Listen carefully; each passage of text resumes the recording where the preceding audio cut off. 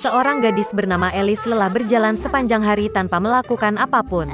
Panas membuatnya mengantuk. Tiba-tiba dia melihat kelinci putih yang sedang terburu-buru di suatu tempat.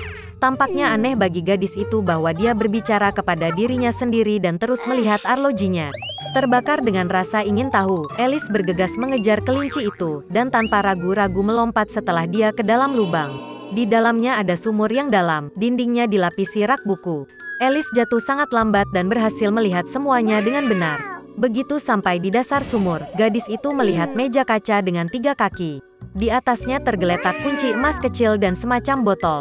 Alice mencoba membuka pintu dengan kuncinya, tetapi ternyata pintu itu terlalu kecil. Melihat sekeliling, dia melihat sebuah pintu kecil.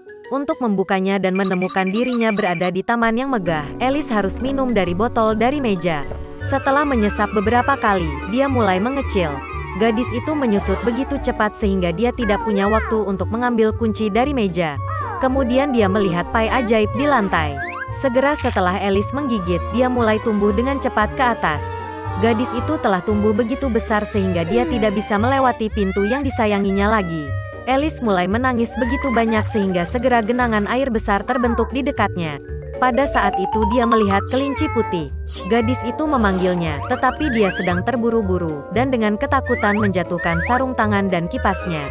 Alice mengambilnya dan menyadari bagaimana dia mulai menyusut. Alasannya adalah penggemar sihir. Alice jatuh ke dalam genangan air matanya sendiri. Ketika dia terlempar ke darat, gadis itu kembali memperhatikan kelinci.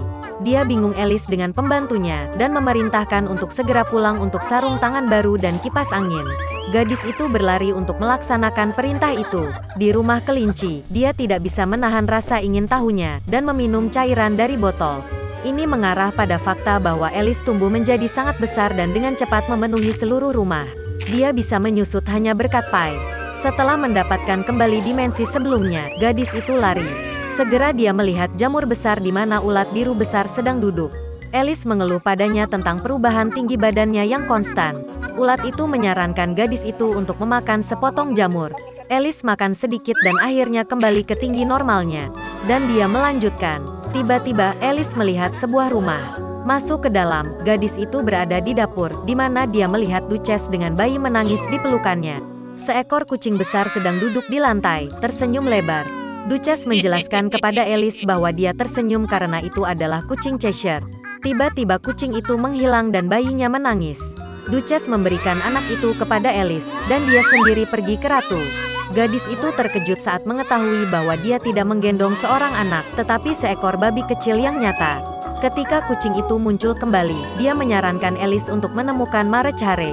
Dan kemudian dia menghilang, dan hanya senyumnya yang tersisa di udara. Gadis itu berangkat. Segera dia melihat rumah Marechare.